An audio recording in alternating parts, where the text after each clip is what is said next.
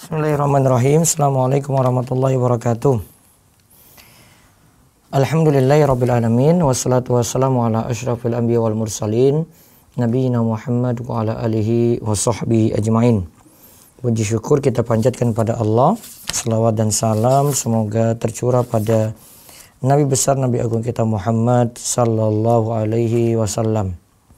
Baik, pada kesempatan pagi ini kita kembali dipermudah oleh Allah Subhanahu wa taala untuk hadir kembali dalam Sekolah Fikih Muamalat yang ke-59. Kita kembali melanjutkan pembahasan dari buku Harta Haram Muamalat Kontemporer karya Ustadz Dr. Irwandi Tirmizi. Nah, kita mulai di pembahasan kartu kredit.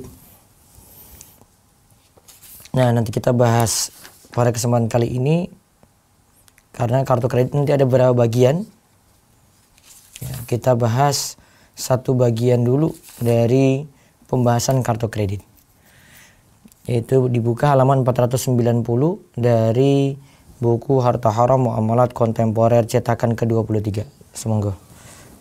Kartu kredit termasuk dalam bentuk riba dain pada masa modern adalah kartu kredit yang diterbitkan oleh bank konvensional. Iya, kartu kredit yang diterbitkan oleh bank konvensional. Nah, sekarang kita lihat definisi kartu kredit. Kartu kredit yaitu kartu yang diterbitkan oleh bank atau perusahaan pengelola kartu kredit yang memberikan hak kepada orang yang memenuhi persyaratan tertentu untuk menggunakannya sebagai alat pembayaran secara kredit atas perolehan barang atau jasa, atau untuk menarik uang tunai dalam batas kredit sebagaimana telah ditentukan oleh bank atau pengelola kartu kredit. Dalam pembayaran kembali kredit tersebut, pemegang kartu tidak diwajibkan untuk melakukan pembayaran sekaligus, tetapi diberikan kelonggaran untuk membayar secara angsuran dengan tingkat bunga tertentu dan nilai angsuran sebesar persentase tertentu dari saldo kredit yang telah digunakan. Nah, kartu kredit itu kartu yang diterbitkan oleh bank, bisa juga oleh perusahaan pengelola, yang memberikan hak kepada orang yang memenuhi persyaratan tertentu. Jadi ada yang memenuhi persyaratan dulu. Ya, misalnya dilihat dari besar gajinya. Nah, di sini untuk menggunakan kartu itu sebagai alat pembayaran secara kredit atas perolehan barang atau jasa. Bisa juga untuk menarik uang tunai dalam batas kredit sebagaimana telah ditentukan oleh bank atau pengelola kartu kredit. Jadi bisa juga menarik uang tunai, artinya dia berutang pada bank. Namun di sini ditentukan batasan. Ya, ada limit. Misalnya 10 juta limitnya, ada 20 juta, ada 40 juta gitu. Ada limit tertentu. Sehingga orang tidak boleh melebihi limit tadi. Ya, terus. Pada umumnya, pemegang kartu kredit tidak disyaratkan memiliki rekening deposito atau tabungan pada bank penerbit kartu. Khusus untuk pemegang kartu kredit yang berdasarkan pengalaman bank tidak mempunyai kemampuan yang pasti untuk membayar. Biasanya, pihak bank mensyaratkan pemegang kartu agar memiliki rekening deposito atau tabungan pada bank penerbit. Apabila pemegang kartu kredit tidak mampu membayar kredit, maka bank mempunyai hak untuk menggunakan rekening tabungan atau deposito untuk membayar atau melunasi tagihan. Kartu kredit jenis ini dinamakan kartu kredit berjaminan. Secure credit card. Jadi pada umumnya pemegang kartu kredit tidak disyaratkan memiliki rekening deposito atau tabungan pada bank penerbit kartu. Jadi ada yang tidak menyaratkan tabungan di situ.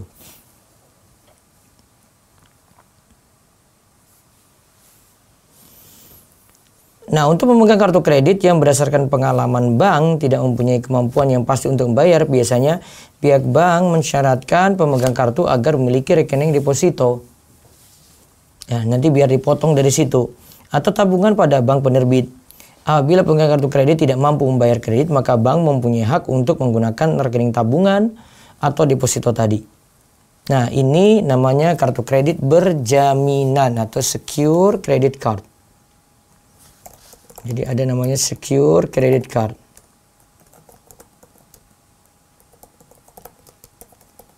Ya, terus. Hukum kartu kredit. Nah, sekarang kita bahas hukum kartu kredit. Dalam tinjauan fikih, kartu kredit merupakan gabungan dari 3 akad, yaitu qard atau utang, kafalah atau jaminan, dan ijarah atau jasa. Untuk menjatuhkan hukum halal atau haram menggunakan kartu kredit, harus dilihat sejauh mana penerapan syarat dan rukun 3 akad tersebut pada kartu kredit. Situ ada qard, utang. Nah, pagi ini nanti bahasan kita singkat ya. Kita bahas satu bagian dulu, yaitu qard atau utang. Yang kedua kafalah, jaminan. Yang ketiga ijarah, jasa. Jadi akan dibahas satu persatu. Ada qard dulu kartu kredit dari sisi qard, utang. Kemudian dari sisi jaminan. Kemudian dari sisi ijarah, menyewa. Ya. Akad qard pada kartu kredit. Nah, akad qard pada kartu kredit. Ya. Para pakar ekonomi dan keuangan sepakat bahwa kartu kredit merupakan salah satu bentuk pemberian kredit atau utang oleh bank kepada nasabah pemegang kartu untuk membayar pembelian barang atau jasa dari pedagang yang menerima kartu kredit, atau memberikan pinjaman uang tunai yang ditarik nasabah dari ATM yang menerima kartu. Ya. Dalam tinjauan fikih, akad kartu kredit juga merupakan qard atau kredit. Qard dalam terminologi fikih berarti Lihat ya. Akad kartu kredit merupakan qard.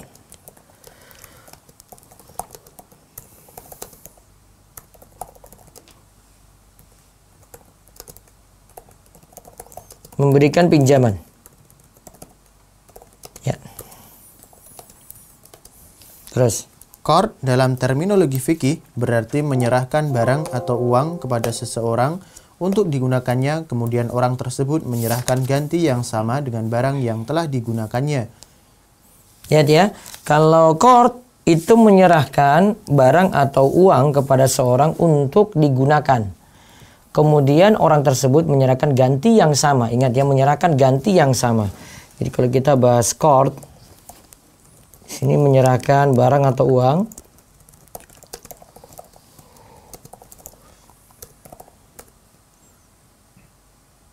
digunakan,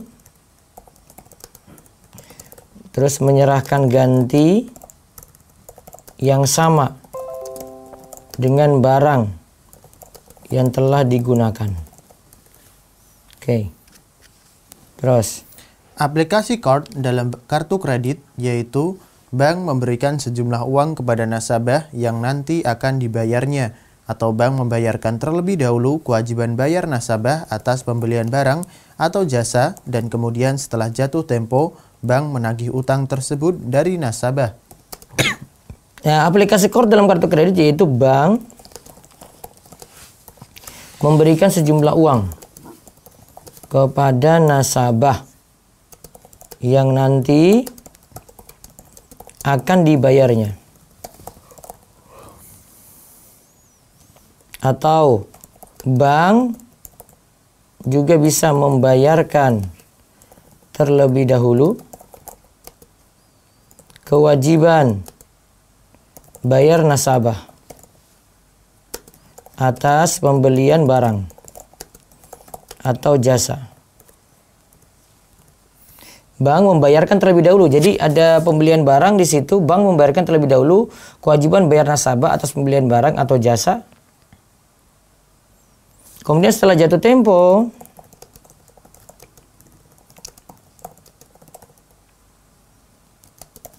bank menagih uang tersebut dari nasabah.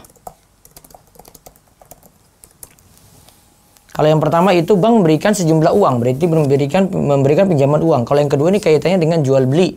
Bank membayarkan dulu. Nah, nanti kalau sudah jatuh tempo, bank itu nagih. Ya, kalau dia tepat waktu, maka tidak ada denda di situ. Namun kalau telat, maka nanti dikenakan denda.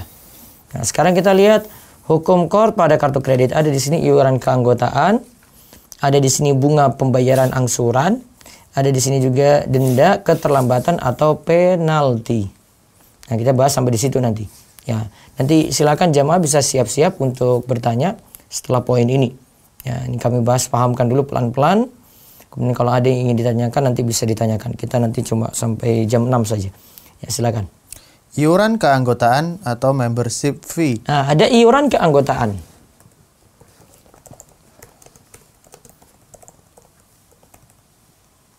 Ya. Dewan Syariah Nasional menfatwakan boleh pihak bank menarik iuran keanggotaan sebagai imbalan jasa penggunaan fasilitas kartu atau pada saat nasabah melakukan penarikan uang tunai. Dengan syarat biaya yang dibebankan oleh bank hanya sebatas biaya administrasi tanpa mengambil laba sedikit pun atau taklufah fi'liyah. Lihat ya, boleh ada iuran keanggotaan ini berarti.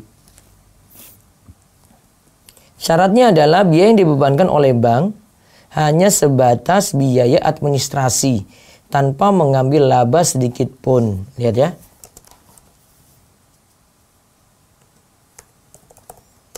Biaya yang dibebankan itu sebatas biaya administrasi tanpa mengambil laba sedikit pun.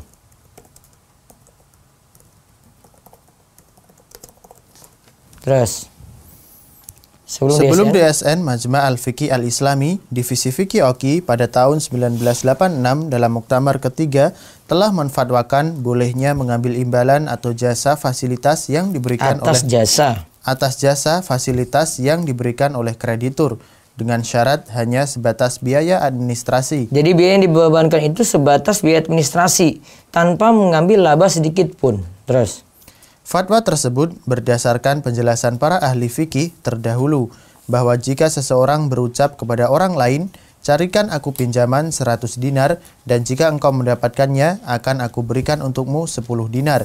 Hal ini dibolehkan karena kemungkinan orang yang mencari pinjaman tersebut mengeluarkan biaya untuk mendapatkannya, maka uang 10 dinar tersebut sebagai imbalan jasa usahanya.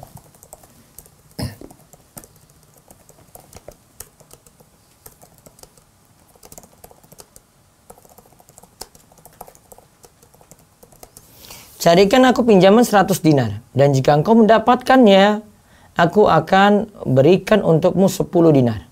Ya, berikan 10 dinar. Nah, bisa jadi ketika mencarikan itu ada biaya yang dikeluarkan, maka sah-sah saja kalau dibayar dengan 10 dinar tadi. Terus aplikasinya dalam kartu kredit bahwa pihak yang memberikan kredit juga mengeluarkan biaya operasional untuk penerbitan dan fasilitas kartu, serta membayar iuran ke penyelenggara kartu kredit yaitu Visa atau Mastercard. Ya, aplikasinya dalam kartu kredit bahwa pihak yang memberikan kredit juga mengeluarkan biaya operasional. Jadi boleh mengganti cuma biaya operasional saja untuk penerbitan dan fasilitas kartu.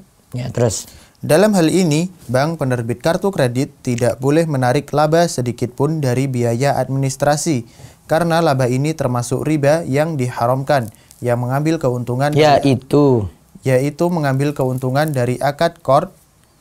Kaidah fikih menyatakan kullu qardin jara manfaatan fahuwa riba. Setiap pinjaman yang memberikan keuntungan bagi pemberi pinjaman adalah riba. Ya, terus laba dari administrasi yang dihukumi riba dapat diketahui dengan cara penerapan persentase dari jumlah uang yang ditarik. Misalnya, Bank A membebani pemegang kartu biaya administrasi penarikan sebanyak Rp20.000 ditambah 2,5% dari jumlah dana yang ditarik.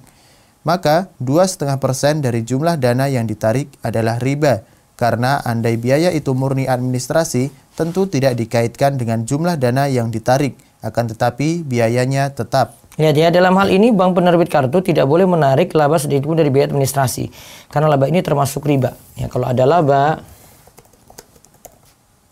selain biaya administrasi tadi dihukumi riba. Nah, laba dari administrasi yang dihukumi riba dapat diketahui dengan cara penerapan persentase dari jumlah uang yang ditarik. Jadi laba itu diketahui dengan cara penerapan persentase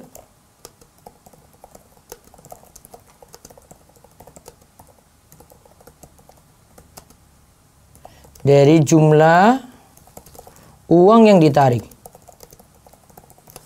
Kalau biaya administrasi tadi dihukumi biaya administrasi itu biasanya tetap.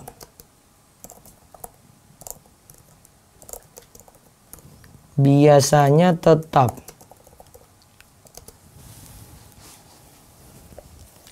Namun kalau setiap kali penarikan, misalnya penarikan 20.000 ada biaya administrasi 2,5%, nah itu berarti tidak tetap. Nah, ribanya di situ. Jadi hanya boleh iuran keanggotaan ini sebesar biaya administrasi. Kalau ada laba di situ maka tidak dibolehkan. Terus. Bunga pembayaran angsuran. Bunga pembayaran angsuran, ya. Pengembalian kredit dapat dilakukan dengan cara pembayaran tunai dalam masa tangguh. Pada umumnya tidak dikenakan bunga jika pelunasannya tidak melewati masa tangguh. Juga bisa dibayar dengan cara angsuran sebesar persentase tertentu. Biasanya berkisar antara 10-30% dari saldo kredit yang telah digunakan dengan tingkat bunga tertentu. Biasanya 1,59%, 1,75% atau 1,95% per bulan dari jumlah kredit. Ya, pada umumnya tidak dikenakan bunga jika pelunasannya tidak melewati masa tangguh. Juga bisa dibayar dengan cara angsuran sebesar persentase tertentu. Biasanya berkisar antara 10-30% dari saldo kredit. Dengan cara angsuran sebesar persentase tertentu, biasanya 10-30% dari kartu kredit, dari saldo kredit.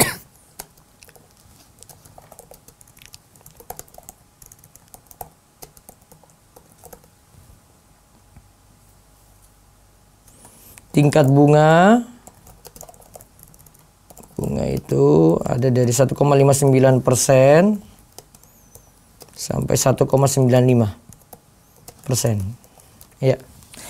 Terus bunga pembayaran angsuran ini jelas-jelas hukumnya adalah riba yang diharamkan, yaitu menambah jumlah utang karena bertambahnya waktu angsuran pembayaran. Nah, menambah jumlah utang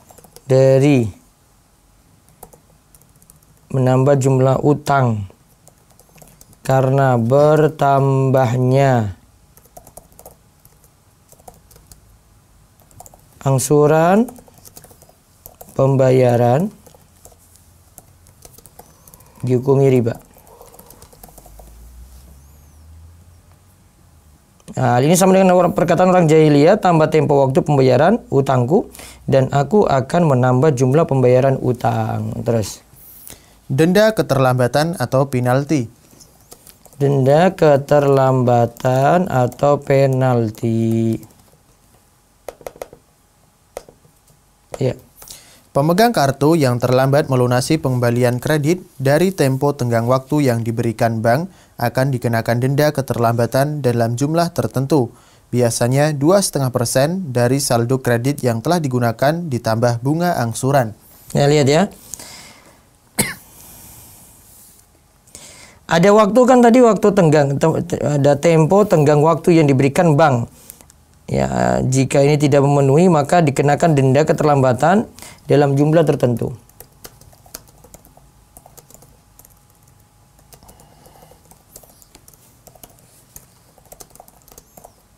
Ada denda keterlambatan dalam jumlah tertentu. Biasanya 2,5% dari saldo kredit yang telah digunakan.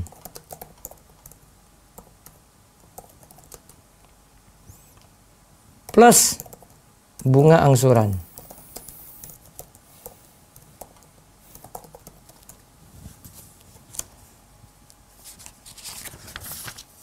Terus, misalnya A. Pemegang kartu kredit Bank B terlambat melunasi kredit yang telah digunakan sebanyak 33 juta rupiah.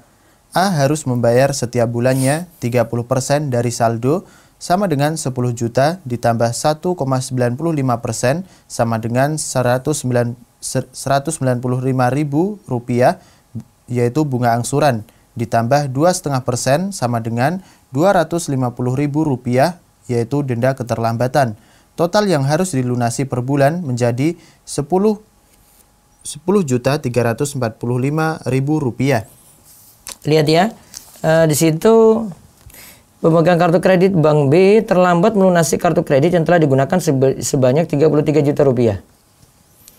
A harus membayar setiap bulannya 30% dari saldo.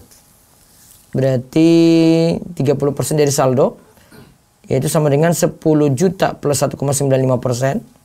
Terus ditambah 2,5% dari 250.000 denda keterlambatan. Total yang dibayar 10.345.000. Itu bayaran setiap bulannya. Ya. Dari utang tadi 33 juta rupiah. Terus hukum denda keterlambatan ini? Hukum denda keterlambatan ini adalah riba, sekalipun dana tersebut seluruhnya diakui sebagai dana sosial, sebagaimana telah dijelaskan pada pembahasan jual beli kredit. Nah, hukum denda keterlambatannya adalah riba meskipun dipakai untuk kepentingan sosial, untuk dana sosial. Berarti ada 3 masalah di sini. Ini sebelum kita bahas tentang kafalah, masih kartu kredit juga ya. Dan sebelum tentang ijarah, sampai nanti pada kartu kredit syariat. Mungkin 3 pertemuan ini. Jadi kalau dari sisi dianggap sebagai kordun, dari sisi akad kordunnya, yang pertama ada biaya administrasi, itu boleh, tetapi kalau ada laba keuntungan dari iuran keanggotaan tidak boleh. Misalnya itu biaya administrasi diambil dari jumlah uang yang ditarik. Nah, ini riba. Terus bunga pembayaran angsuran di situ ada 10-30% dari saldo kredit. Ya, tingkat bunganya 1,59% sampai 1,95%. Nah, menambah jumlah utang karena tambahnya angsuran pembayaran dihukumi riba. Terus ada denda lagi, ada penalti lagi kalau telat 2,5% dari saldo kredit yang telah digunakan plus bunga angsuran. Nah, hukum denda ini juga termasuk riba meskipun nanti dipakai untuk dana sosial. Nah, seperti dijelaskan sebelumnya, kalau ada dana riba sekalipun, ya tetap itu asalnya haram dulu. Masalah terlanjur punya dana itu baru disalurkan untuk kepentingan sosial, ini masalah lain. Untuk dana sosial ini masalah lain. Tapi kalau sejak awal dia diniatkan untuk dana sosial, nah itu yang jadi bermasalah. Karena tetap di situ ada riba di dalamnya. Nah, nanti yang berikutnya ini masih ada akad kafalah. Kafalah itu bagaimana? Terus sama ijarah. Ya, tentang dianggap upah ataukah tidak. Terus ada kartu kredit syariah. Wallahu a'lam bishawab. Ya, kita bisa bertanya 20 menit. Monggo.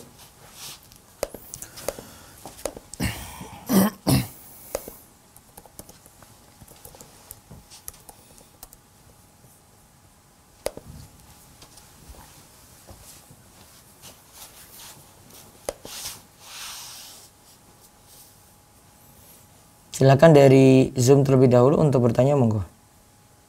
Nah, Ustaz. Silakan Ibu Aini, boleh dibuka mic-nya. Assalamualaikum Ustaz. Waalaikumsalam warahmatullahi wabarakatuh. Ya, silakan. Ya, itu ini tentang itu Ustaz. Jadi kan ada bisnis. Itu bisnisnya MLM, tapi di situ kalau punya kaki-kaki itu nggak berpengaruh sama penghasilan. Berpengaruh Ustaz, tapi gini, gimana ya? Kalau kita nggak kerja itu nanti sama aja kita nggak dapat penghasilan gitu. Jadi kaki-kaki itu walaupun kakinya udah banyak itu nggak pasti kita tuh bisa itu Ustaz, bisa dapat penghasilan yang lebih gitu. Jadi kalau kita malas-malasan, kita nggak posting, nggak closing produk itu nanti tetap nggak dapat penghasilan gitu. Itu termasuk nggak boleh atau gimana Ustaz? Disuruh beli produk atau tidak? Iya, itu disuruh beli produk. Terus suruh cari di online nggak? Iya. Halo? Iya, disuruh cari di online Ustaz. Beli produknya harga wajar atau tidak? Produknya harga yang sudah ditetapkan dari sana. Iya, maksudnya kalau beli di selain MLM bisa atau tidak? Tidak, biasanya kalau yang dari luar MLM itu harganya berbeda dari yang itu. Lebih mahal yang di MLM atau lebih murah? Lebih murah biasanya. Terus disuruh beli produk, suruh cari di online? Ya, suruh cari di online. makin banyak downline ke bawah, lapisnya makin banyak dapat penghasilan? Itu tergantung kita sendiri, tergantung itu apa, kita yang kerja. Kalau kita nggak kerja tapi downline-nya banyak, itu sama aja tidak bisa mendapat penghasilan gitu. Tapi kalau kita kerja downline-nya banyak, itu nanti ada kayak bonus gitu, Ustaz. Kalau kita tidak kerja, tetap dapat bonus juga? Tidak dapat. Kalau kita tidak kerja, itu tidak dapat penghasilan. Karena walaupun downline-nya banyak gitu, Ustaz. Dapat bonus nggak? Nggak dapat kalau kita nggak kerja. Terus pengaruhnya cari downline makin banyak ke bawah untuk apa? Itu kalau cari downline itu buat jaringan, Ustaz. Jadi kalau kita closing produk juga, jual produk, terus cari downline, nah downline-nya juga jual produk gitu, jadi nambah jaringan, Ustaz. Kalau misal downline-nya closing juga nanti kita dapat bonus gitu, tapi dengan catatan kita juga closing produk gitu, Ustaz. Downline di bawah transaksi, terus yang di atas dapat ini juga, dapat bonus juga. Bagaimana, Ustaz? Downline di atas, upline di atas itu dapat penghasilan juga ketika downline di bawah transaksi. Iya Ustaz, iya. Tapi ya dengan catatan itu tadi, kalau upline-nya kerja gitu. Kalau tidak kerja tidak dapat apa-apa, tidak dapat bonus gitu. Coba lihat. Ini upline, downline.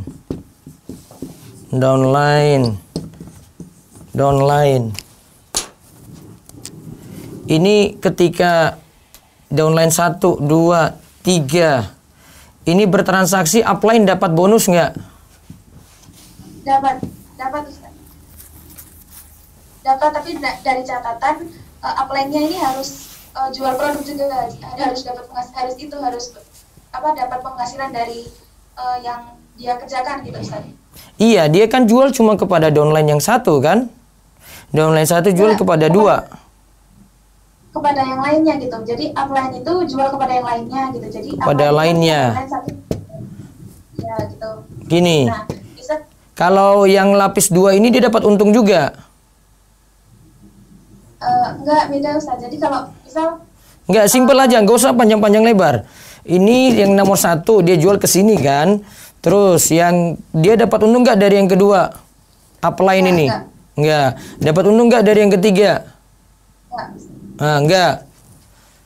Tadi syarat beli produk harga normal ya. Kalau beli produk harga mahal itu namanya kedok. Dia main money game di situ kalau produknya harga mahal. Karena produknya tunggu anggota baru datang, ada anggota baru maka atas jadi hidup karena produknya sudah tercukupi di situ dengan produk mahal. Ciri-cirinya money game itu, produk kemahalan, kemudian dia mengandalkan anggota baru, terserah mau bilang itu member baru ataupun downline. Kalau mengandalkan member baru Ponzi, kalau mengandalkan downline ke bawah berlapis-lapis MLM. Ya, piramid, skema piramid. Ya, piramid scam. Ciri-cirinya itu dia suruh beli produk, produknya kemahalan. Ya, produk misalnya normalnya 100.000, dia jual 200.000, kemudian disuruh cari anggota baru, maka sangat mengandalkan anggota baru. Kalau tidak ada anggota baru, maka yang di atas nggak hidup. Kalau kayak begini, maka haram. Itu money game, jual beli uang, produknya cuma kedok saja. Gitu ya? Iya. Ya. Cukup? Berarti benar, Ustaz. Berarti kalau itu memang mengandalkan jaringan, mengandalkan bawahannya. Iya, saya pokoknya jawaban saya gitu, nggak usah panjang lebar. Saya sudah paham. Jadi titiknya sampai di situ, pembahasannya sampai di situ. Nanti tinggal terapkan. Saya tidak beri jawaban halal haramnya. Perhatikan ini baik-baik. Karena saya takut ini penjelasannya belum tuntas. Karena mungkin ada hal-hal lain. Jenengan nggak jelaskan. Iya. Baik. Waalaikumsalam warahmatullahi wabarakatuh. Baik, berikutnya lagi. Baik Ustaz. Bapak Herman Studi Harveto, silakan dibuka mic-nya. Ya, monggo. Assalamualaikum warahmatullahi wabarakatuh, Pak Ustaz. Waalaikumsalam warahmatullahi wabarakatuh. Awan izin bertanya, Pak Ustaz. Iya, Pak. Ini Pak Ustaz, Ana bisnisnya properti, Pak Ustaz. Biasa beli tanah, dibebaskan, tunai, atau bertempo, tidak pernah pakai fasilitas lain. Nah, kemarin ada kasus, Pak Ustaz, yang bersangkutan nggak mau dibeli, maunya tukar guling, Pak Ustaz. Itu hukumnya gimana ya Pak Ustaz, secara jual belinya ya Pak Ustaz? Karena anak sendiri belum pernah gitu, maksudnya dia mau ini saya serahkan tanah ini kemudian dikelola, tapi saya minta tanah di sana misalnya berapa kapling gitu. Secara hukum boleh? Oh boleh Pak Ustaz? Iya kan, beli tanah A tapi dia bilang nanti ganti di tempat lain gitu kan. Kalau ya. Sistem jual belinya boleh? Berarti secara jual belinya saya selesaikan dulu jual beli saya, atau bisa guling itu Pak Ustaz? Kan dengan pembeli, dengan penjual yang sama ya? Iya Pak, betul Pak Ustaz. Jadi ini, misalnya saya bebaskan tanah misalnya 1 hektar Pak Ustaz. Yeah. Punya dia itu ada 1.000. Nah terus dia bilang gini, ya udah Pak, saya nggak usah dibeli, tapi saya yang 1.000 ini Bapak ambil, tapi saya minta yang di nanti kalau udah jadi saya minta 10 kapling gitu. Nah itu saya bingung dijual belinya Pak Ustaz. Oh, ini bukan ganti tanah tapi minta kapling. Oh iya gitu Pak Ustaz. Jadi ketika beli tanah dia bilang nggak usah bayar, tapi nanti saya minta kapling ya? Iya.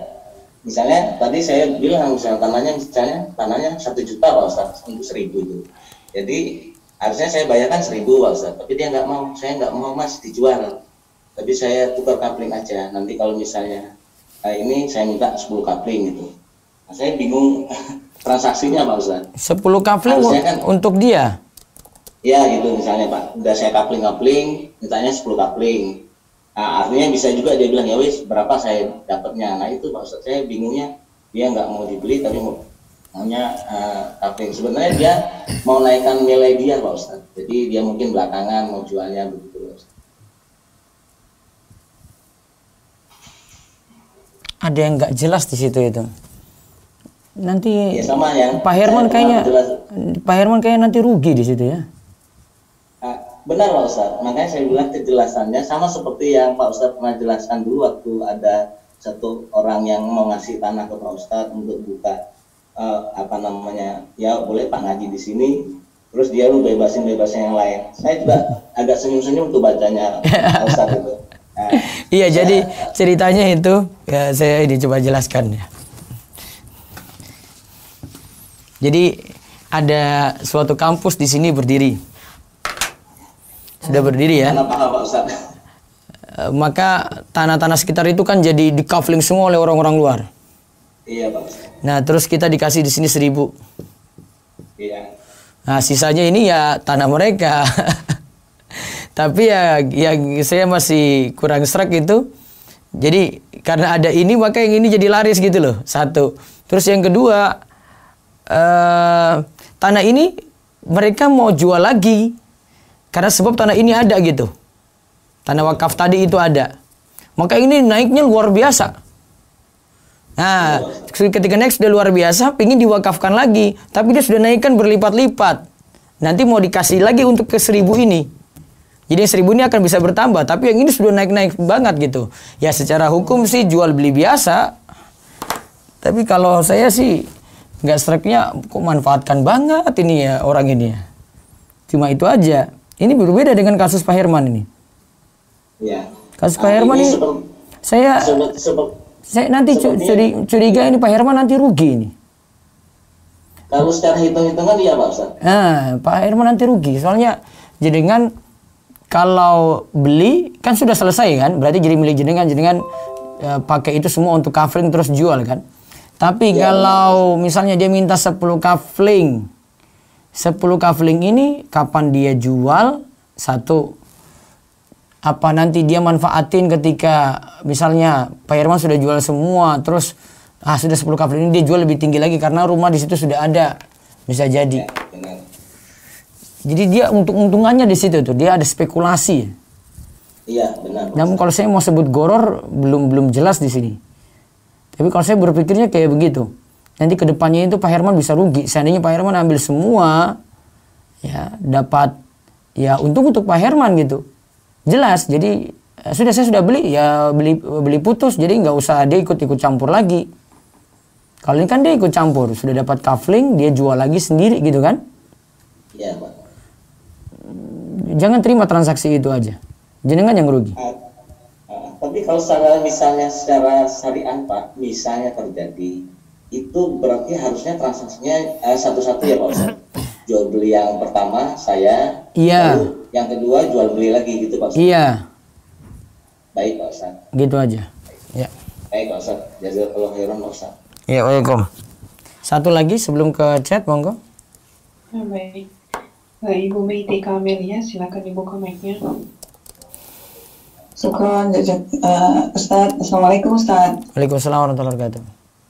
Afan Ustaz, gini, Ana mau nanyanya, kalau misalnya ada teman Ustaz, memang dia itu pekerjaannya memang mengelola proyek-proyek di BUMN, gitu. Nah, kemudian dia sudah punya beberapa proyek. Ya. Nah, intinya dia kekurangan modal nih Ustaz untuk membiayai salah satu proyek lah katakanlah gitu Ustaz. Tapi di proyek itu kan sudah setengah jalan ya Ustaz, udah SPK dan sudah segala macam. Nah dia kan sudah tahu nih kalau misalnya dari proyek itu dia akan dapat sekian gitu dari BUMN itu gitu, udah dapat untung ya Ustaz, sudah kelihatan untungnya sekian gitu loh. Nah tapi di tengah jalan itu dia kekurangan modal gitu Ustaz. Nah dia menawarkan gitu ke Ana gitu, tolonglah biayain ini gitu. Ini saya kekurangan modal sekian katakanlah misalnya 10 juta gitu loh Ustaz. Nah karena proyek ini sudah berjalan, jadi kan sudah tahu nih Ustaz secara surat dan SPK-nya kan sudah tahu nih profitnya yang akan dia dapat berapa gitu, karena tinggal setengah jalan, jadi tinggal sambil berjalan tunggu percairan gitu loh Ustaz. Nah anak kan di tengah-tengah proyek nih Ustaz, kemudian temannya kehabisan modal gitu Ustaz. Nah kalau misalnya anak invest begitu, dibolehkan nggak Ustaz? Invest tengah-tengah. Iya, karena teman kekurangan modal gitu. Karena misalnya diberi pekerjaan pengeboran misalnya. Nah di tengah pengeboran itu ada pekerjaan tambahan yang lain gitu yang harus dikerjakan. Jadi kan sebenarnya teman udah prepare hanya untuk pengeboran aja, katakanlah misalnya sekian ratus juta gitu loh. Nah ternyata nih kurang nih gitu loh. Ada pekerjaan diberikan pekerjaan tambahan lagi gitu. Karena teman sudah mencadangkannya hanya untuk pengeboran itu, katakanlah yang 100 juta, ternyata ada pekerjaan yang lain, mau dia tolak pun karena berkaitan dengan pekerjaannya agak sulit juga gitu Ustaz. Jadi mau tidak mau kan dia cari modal yang lain gitu loh Ustaz. Iya. Itu gimana Ustaz kalau seperti itu? Iya. Intinya kekurangan modal di tengah pekerjaan yang sudah berjalan lah Ustaz itu. Jadi ya, saya ringkas, dia mengelola proyek BUMN terus kekurangan modal, tapi ini sudah jalan setengah. Berarti awalnya itu dia bekerja dengan modal sendiri. Iya, dia memang pekerjaannya memang itu Ustadz. Memang dari dulu dia memang pekerjaannya proyek-proyek di BUMN itulah, katakanlah Pertamina gitu Ustadz. Iya. Terus tengah jalan kekurangan modal, dia minta pinjaman X juta gitu ya. Terus gitu, Ustadz. Ibu bantu di tengah-tengah. Transaksinya setelah itu nanti kan keuntungan sudah ada jelas nih. Nah, nanti ada bagi hasil untuk Ibu. Nah, apakah itu diperbolehkan Ustadz? Keuntungannya berapa? Kalau keuntungannya gini, keuntungannya dia udah jelas di kertas-kertas itu sudah 40% Ustadz. Nah profitnya, jadi nanti misalnya berapa Ana yang masukin, nah Ana dapatnya 20% gitu loh. 20%. Ya, sebenarnya profitnya 40%. Dia udah fair-fairan gitu, udah sangat terbuka gitu. Maksudnya karena dia juga teman gitu. Ya teman dekat lah, teman sekolah gitu, jadi dia juga fair-fairan nih keuntungannya sekian gitu. Ana juga khawatirnya ada ribanya. Kalau menurut Ustadz gitu gimana ya Ustadz? Kalau Ana tidak mengajukan, cuma tiba-tiba saya butuh gitu. Kalau misalnya ada dua pilihan ya, yang pertama Ibu pinjamkan. Ya. pinjamkan berarti yang nggak dapat untung apa-apa. Yang jelas uang dijamin balik. Iya. Satu ya. Ini aman. Artinya uang ibu aman dan nanti dia wajib balikan. Mau nanti proyek untung atau tidak di situ. Nah. Terus yang kedua, ibu bagi hasil. Namun yang muskilahnya di sini, ibu berani jamin di situ atau ibu terima saja kalau uang tidak balik? Nah, masalahnya belum pernah coba makanya. Nah itu, saya takut ini jalan lagi, terus tiba-tiba gagal lagi. Terus dia cari modal lagi, akhirnya modal ibu juga tidak dipakai. Bermasalah lagi, hangus lah gitu kasarannya. Terus ibu gak dapat apa-apa. Ibu siap menerima? Atau tetap nuntut ya ada modal tetap balik. Kalau ibu tetap nuntut modal tetap balik, berarti sebenarnya transaksi ibu pinjamkan. Oh, pinjamkan aja gitu Ustadz ya. Berarti sebenarnya transaksi ibu pinjamkan sehingga tidak bisa dapat untung. Oh. Maka ibu siap-siap, ibu siap-siap uang itu hangus gitu, siap-siap aja. Nah, Ustadz. Kalau ibu belum siap untuk itu, ya mendingan pinjamkan. Nah, tapi kalau misalnya dia yang nyebut sendiri Ustadz nih, profitnya sekian, nanti kamu dapatnya sekian, kalau insya Allah ini gitu, gimana Ustadz? Karena itu juga belum, karena belum jadi, belum selesai proyeknya kan. Ketika sudah selesai baru dana dari pemerintah turun kan? Iya, 70% lagi. Iya. 70% lagi. Mungkin dia ada biaya. Karena sekarang corona gitu kan Ustadz, ada biaya tambahannya tuh gini Ustadz. Jadi dari sekian banyak karyawan di lapangannya itu kan harus di rapid test, harus di swab. Itu kan juga ada biaya tuh Ustadz. Karena itu sebagai persyaratan proyeknya. Gitu, kalau memasuki barisan BUMN itu kan juga harus sudah ada declare yang masuk ke area itu sehat gitu loh Ustadz. Nah itu kan sekian ratus, kemudian kalau misal pun sampai terjadi ada yang positif itu kan dia harus menjamin yang positif itu dikarantina dan segala macam. Nah itu kan itu yang menjadi biaya tambahannya itu seperti itu Ustadz. Itu kalau proyeknya sih sudah aman, sudah berjalan gitu loh Ustadz. Iya, tetap saran saya harus siap-siap ibu nanggung rugi juga. Kalau tidak terima nanggung rugi, mendingan gak usah, cukup pinjamin saja. Oh, gitu. Kalau misalnya yang dia sampaikan, nih buat kamunya udah sekian dan saya sekian, gitu gimana Ustaz? Tunggu kalau proyeknya sudah benar-benar selesai, ada untung dulu. Oh gitu. Jadi minjamkan saja. Kalau misalnya kamu nanti profit, monggo kasih saya. Kalau enggak, yang jangan uangnya balik gitu aja. Gimana Ustaz? Jangan kayak gitu. Kalau mau profit, bilang ini saya tanam di sini, ya. Kita nanti bagi hasil dan kalau ada rugi kita siap-siap bagi rugi bareng-bareng. Nah, langsung akad gitu ya Ustaz? Iya. Perlu kayak surat di atas hitam putih, di atas putih, apa gitu Ustaz? Baiknya Bu kalau uang besar kayak begitu. Oh, di atas materai gitu. Iya. Siap akadnya. Saya siap meminjamkan uang. Saya siap menanam modal, ya. Nanti kita dapat bagi hasil bareng, bagi rugi juga bareng. Berarti ibu siap uang ibu tidak balik. Nah. Namun kalau belum siap untuk itu, mendingan pinjamkan dan suruh dia kembalikan tanpa ada bunga. Nah, Ustaz. Syukur Ustaz. Ji. Jelas Ustaz. Jazakallah Ustaz. Waalaikumsalam. Baik, satu lagi dari Resen itu ada Ummu Malik, monggo. Baik, Ummu Malik silakan dibuka mic-nya.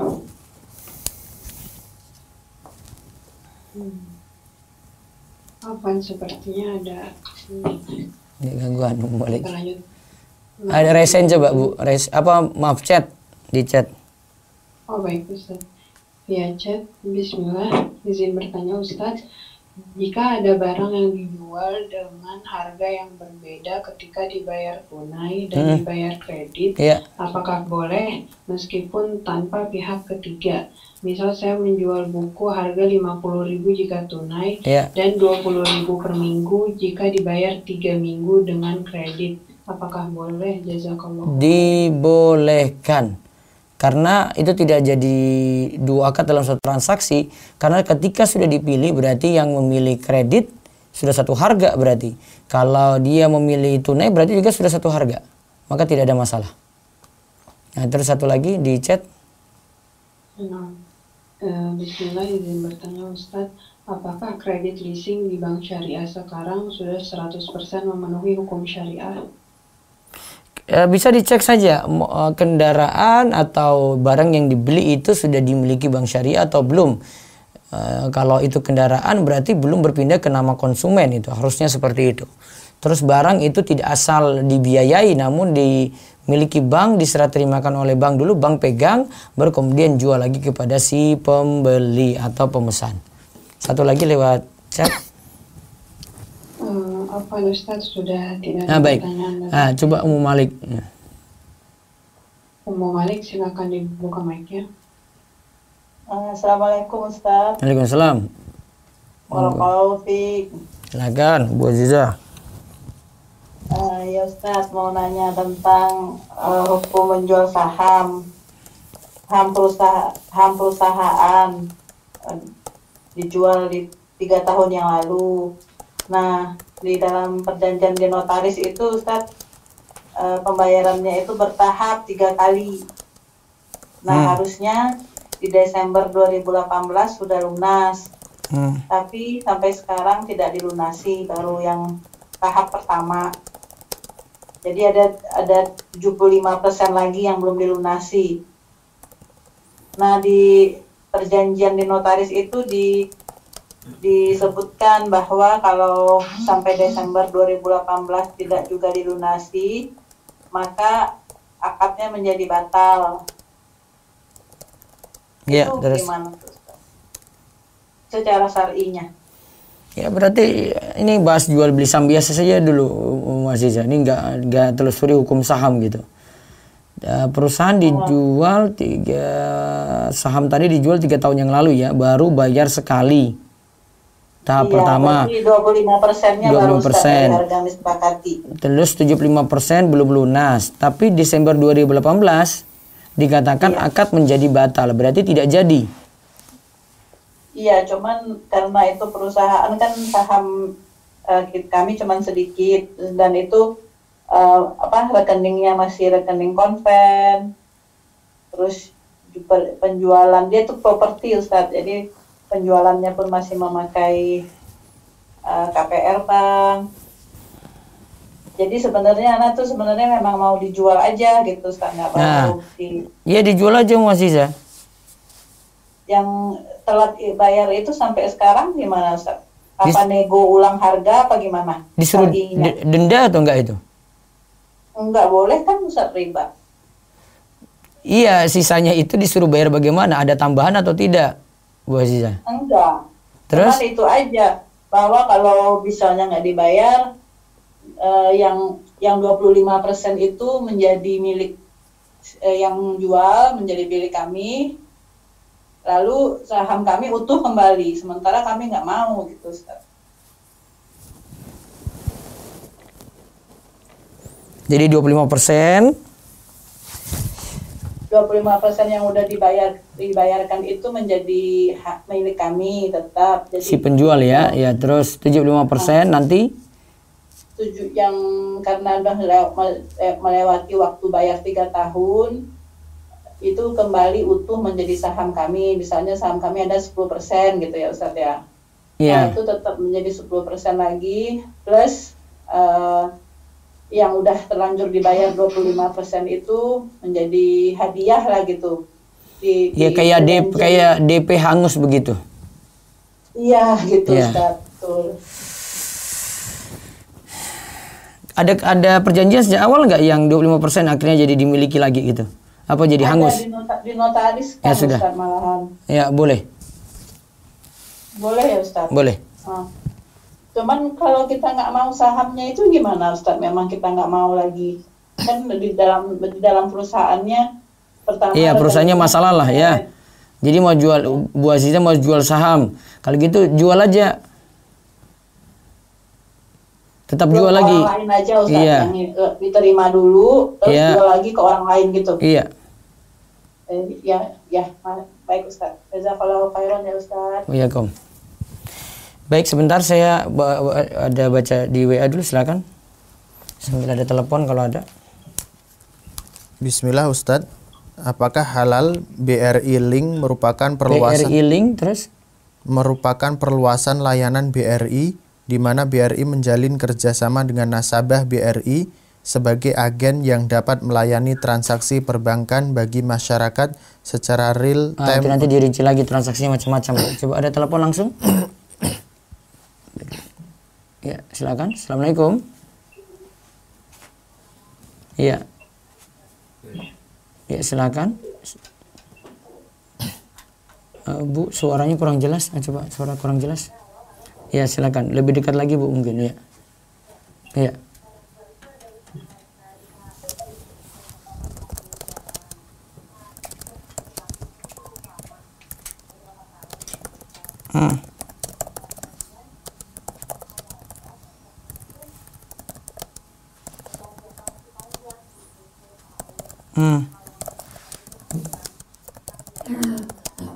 Ya.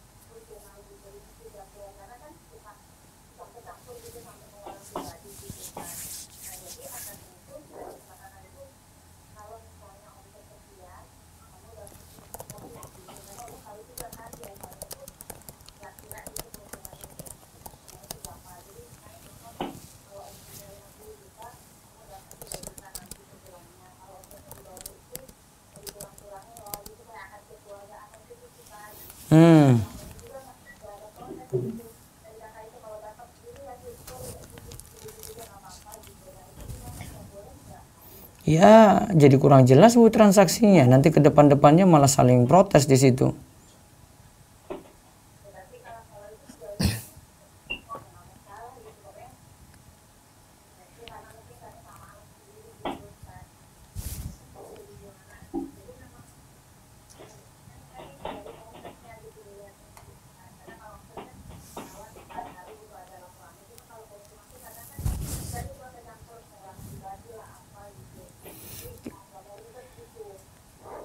Jadi kan taruh modal tadi, kakak itu taruh modal. Terus dia pingin dapat penghasilan kan dari situ. Iya kan Bu? Iya. Terus perjanjiannya mau ngutangi atau mau bagi hasil?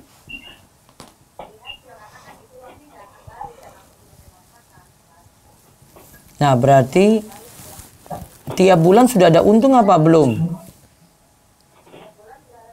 Untung.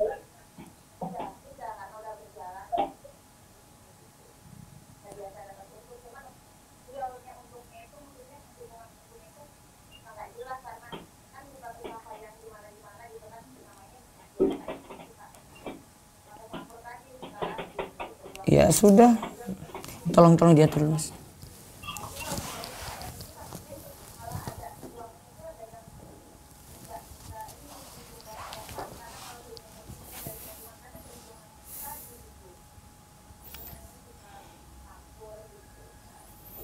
Iya, saya cuma katakan tadi nanti karena tidak jelas seperti ini, ya mungkin dari sisi kekeluargaan tidak saling protes gitu. Tapi saya nggak tahu kalau ke depannya gitu loh. Karena sifat sesuatu yang tidak jelas, pembagian tidak jelas, ke depannya takut kan ada konflik saja. Kalau merasa tidak ada masalah ya sudah.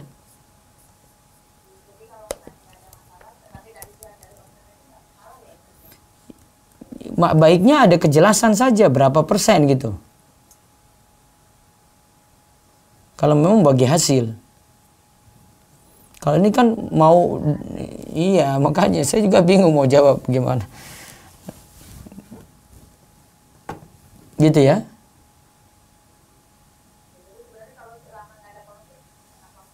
Ya saya takutnya tidak ada konflik ke depan.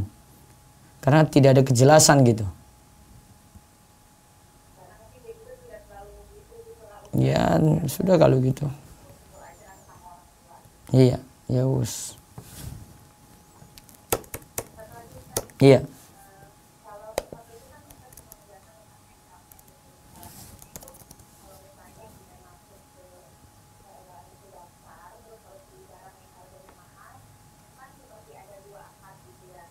Bukan, pemahamannya bukan dua akad, begini aja pemahamannya itu, harga yang mahal ini di situ nanti ada kecenderungan money game karena nanti mengandalkan anggota baru yang masuk lagi, jadi butuh uang yang baru lagi gitu.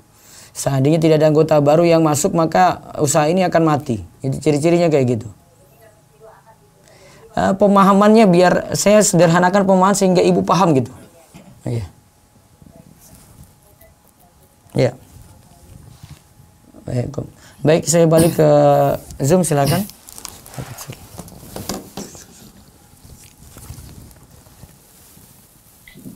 Bu Ubay, silakan dibuka mic-nya. Assalamualaikum Ustaz. Waalaikumsalam warahmatullahi wabarakatuh. Ustaz, mau tanya Ustaz, terkait ini tadi kan dia kan utang ya Ustaz, yang untuk yang kartu kredit ini Ustaz ya. Kan hakikatnya tadi kan utang. Kalau misalnya dia membayar tepat waktu, dia tidak ada bunga. Tapi kalau misalnya ada keterlambatan, dia mendapatkan bunga. Iya. Berarti dia itu akadnya berarti dia itu 2 transaksi dalam satu majelis ya Ustaz ya? Bukan itu juga. Kalau itu disetujui, maka berarti ridho pada akad riba. Oh iya. Oh, karena kalau dikasihnya kalau misalnya kita dikatakan kita berhutang, terus kan kemarin kan kalau hutang itu dikatakan boleh itu ketika kita kondisi emang kita salah satunya kan kita merasa bisa melunasi. Iya, jadi betul. Kan, nah, kalau misalnya kan ini kan tadi kan dia mengatakan kalau kita mampu membayar lunas mampu tepat waktu kan tanpa ada denda, berarti apakah itu dikatakan seperti itu Ustadz? Maksudnya kan tetap sebenarnya kan dia kalau hukum kartu kreditnya secara ini kan kelihatan bahwa dia itu tetap riba kan Ustadz. Lah kalau misalnya ada orang yang misalnya mengatakan kan saya mampu membayar ini tepat waktu, misalnya dia bilang begitu, gimana Ustaz? Iya, dia bicara kayak begini, namun satu waktu kalau dia tidak ada uang juga tetap dia tidak bisa bayar dan nanti kena denda. Orang bisa saja bicara itu awal-awal kayak begitu. Iya. Namun tidak ada yang bisa memastikan rezekinya di masa akan datang gitu. Benar Ustaz. Nggih. Mau tanya lagi Ustaz, Iya. Yang kedua terkait ini kan tadi kan pengelabuannya kan dia misalnya kayak kita tahu bahwa itu untuk administrasi. Iya, betul. Misalnya lah itu gimana ya Ustaz ya kita untuk mengetahui bahwa sebenarnya ini hanya kedok saja, ini sebagai kalau misalnya dia memang benar-benar administrasi itu bagaimana Ustaz ya biaya administrasinya tetap. Jadi misalnya 1 bulan mau transaksi berapa kali penarikan atau penggunaan kartu kredit, pokoknya biaya tiap bulan 10.000 gitu. Oh gitu. Iya, namun kalau biaya administrasinya itu setiap kali narik 100.000 ada biaya admin lagi, narik ini ada biaya admin lagi, berarti kan ada laba di situ, itu bukan biaya administrasi. Iya.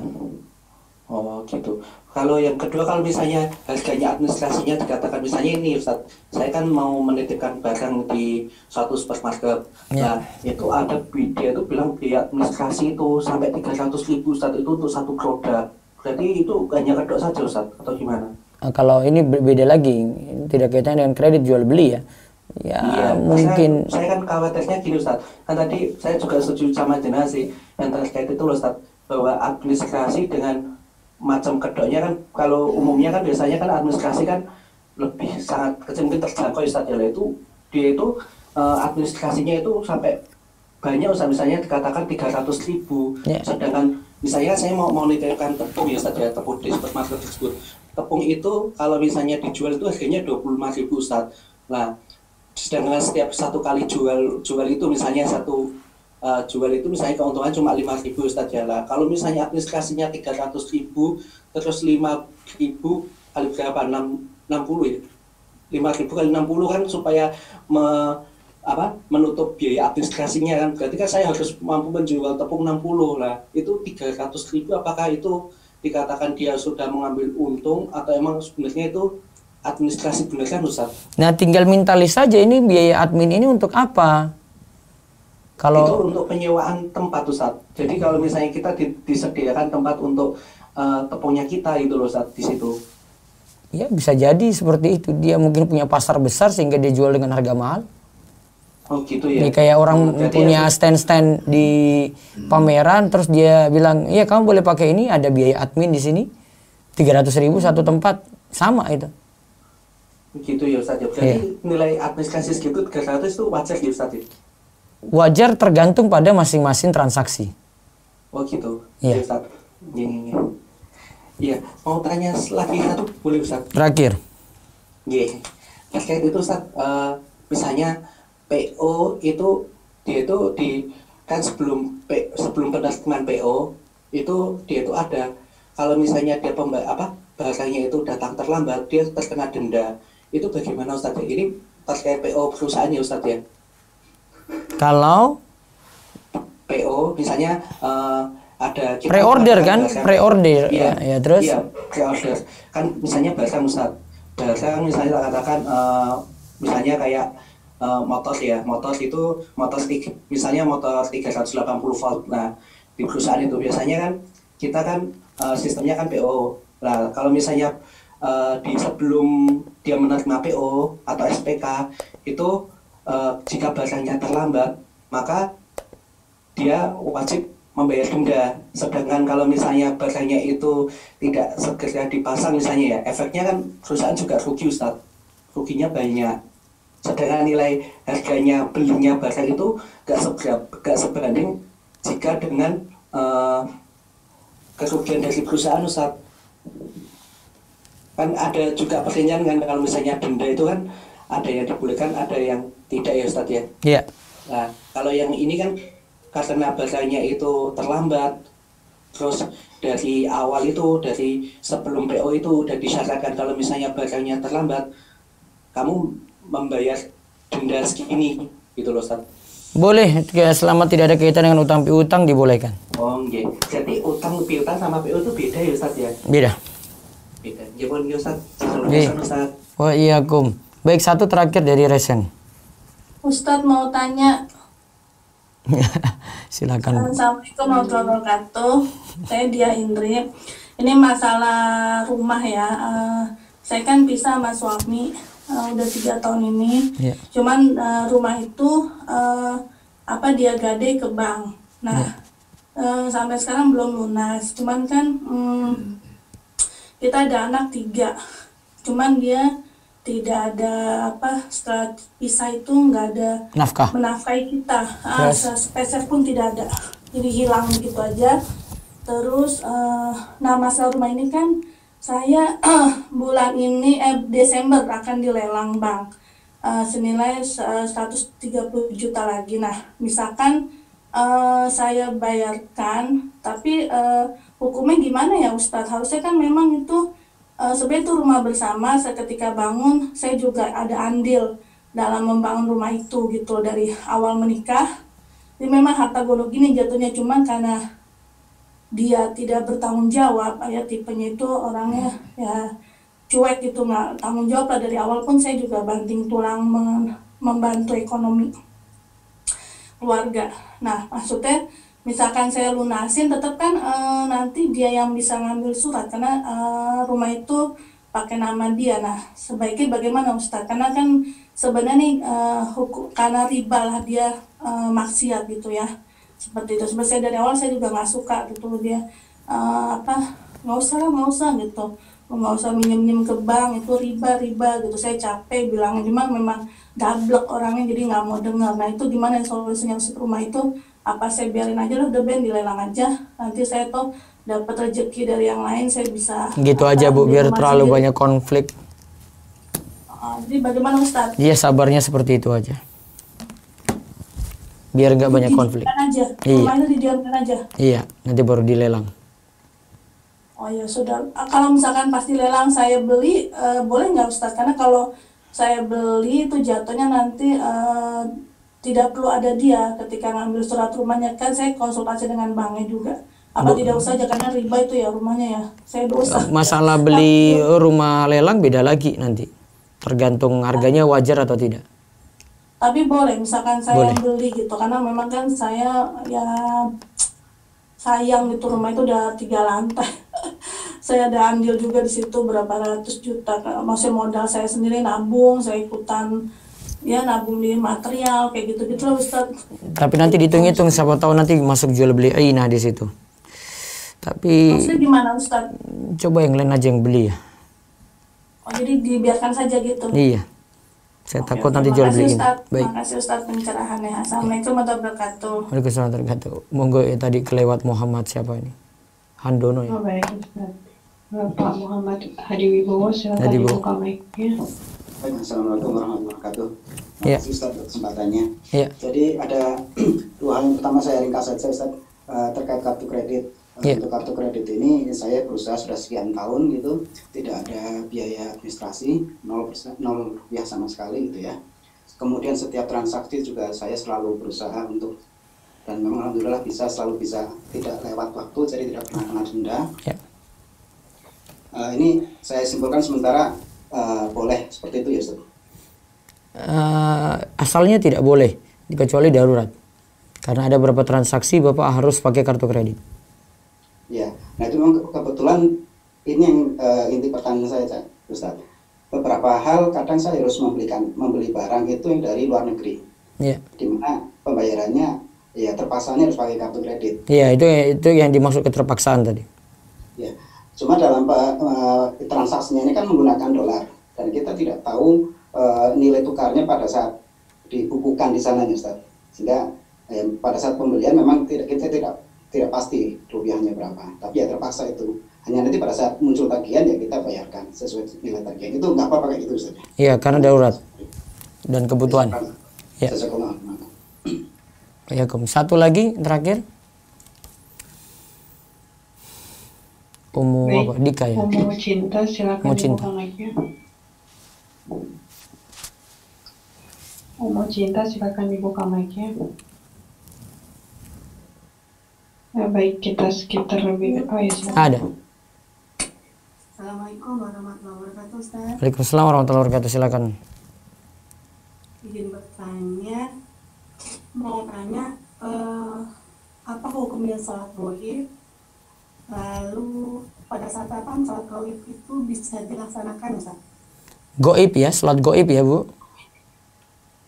Iya, sholat gaib. Sholat goib itu berarti jenazahnya tidak ada, sama dengan sholat jenazah saja. Para ulama punya beda pendapat dalam hal ini. Ada yang menyatakan kalau sholat goib itu dilaksanakan ketika jenazah tersebut belum disolatkan di tempat dia meninggal gitu.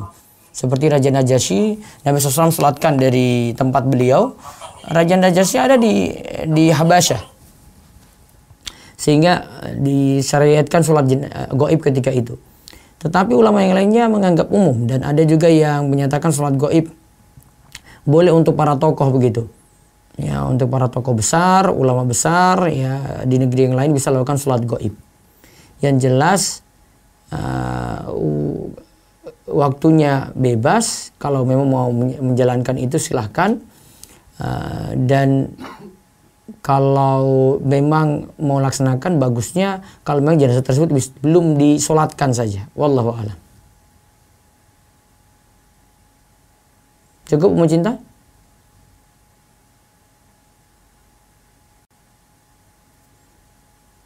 Baik.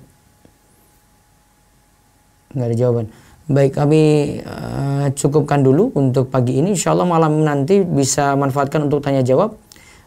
Karena malam ini untuk konsultasi keluarga dan pertanyaan secara umum setiap malam Selasa ya, bisa manfaatkan, mudah-mudahan raih ilmu yang manfaat. Kita cukupkan, kita tutup dengan doa kafaratul majelis. Subhanakallahumma bihamdika asyhadu an la ilaha illa anta astaghfiruka wa atubu ilaik. Assalamualaikum warahmatullahi wabarakatuh.